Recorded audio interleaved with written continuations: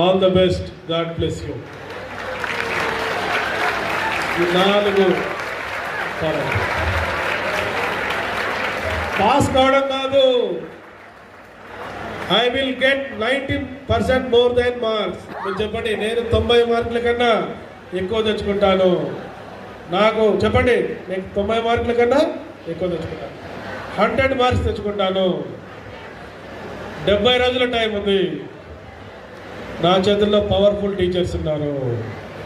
మా teachers guidance follow అవుతాను. State first rank తెచ్చుకుంటాను. ఎప్పుడు మిమ్మల్ని మీరు మోటివేట్ చేసుకుంటాను.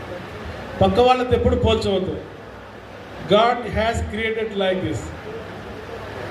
మీ మాదిరి పక్క వాళ్ళు ఉండరు, మీకుండే ప్లస్ పాయింట్స్ పక్క వాళ్ళకు ఉండరు.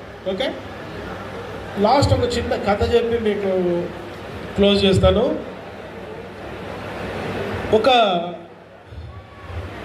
మేడ్చల్ లాంటి ఊర్లో ఒక చిన్న పూర్ ఫ్యామిలీ ఉన్నది. ఈ కథ జాగ్రత్త వినండి.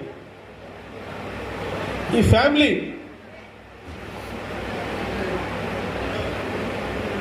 ఒక చిన్న గుడిసె, హట్, స్మాల్ హట్.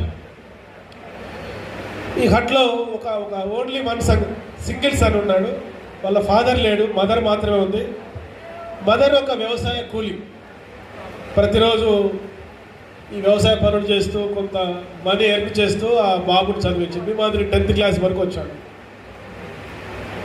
బట్ వాళ్ళ మమ్మీ ఏం చేసేదంటే ఎప్పుడు కూడా చాలా హార్డ్గా కుక్ చేస్తుంది. ఏం కావాలన్నా కొనిచ్చేది. జనవరి 1కు ప్యాకెట్ మనీ కావాలన్నా ఇచ్చేది. 10th అయిపోయింది, మీ మాదిరి బాగా చదివాడు. ఇంటర్లో ఎంపీసీ కోర్స్ తీసుకున్నాడు. ఇంజనీరింగ్ కోర్స్ అయిపోయింది. కానీ ఒక కండిషన్ పెట్టేవాడు వాళ్ళ మమ్మీకి, ఎప్పుడు నా స్కూల్ దగ్గరికి రావద్దు మమ్మీ అని. ఎందుకంటే వాళ్ళ మమ్మీకి ఓన్లీ ఒక సింగిల్ ఐ ఉండేది, ఒక ఐ లేదు. ఈ సింగిల్ ఐ ఉండేది. వాళ్ళ ఫ్రెండ్స్, అరే సింగిల్ ఐ మమ్మీ వచ్చింది, ఒంటికన్ను మమ్మీ వచ్చింది రా మీ మమ్మీ అని ఎగతాలు చేసేవాళ్ళు. అందుకే వాళ్ళ సన్ ఏం చెప్పేవాడు అంటే, మమ్మీ నాకు అన్ని కొనిస్తున్నావు, కానీ నా స్కూల్ దగ్గరికి పీటీఏ మీటింగ్కి రావద్దు, నువ్వు పేరెంట్ టీచర్ అసోసియేషన్ మీటింగ్ ఉంటుంది కదా, దానికి రావద్దు. ఇంజనీరింగ్ కూడా అయిపోయింది. ఇంజనీరింగ్లో వాళ్ళ క్లాస్మేట్లు ఇష్టపడి మ్యారేజ్ చేసుకున్నాడు. ఆ పెళ్ళి కూడా సీక్రెట్గా వాళ్ళ మమ్మీ వాళ్ళ ఇంట్లో పని మనిషి అని చెప్పి మ్యారేజ్ చేసుకున్నాడు.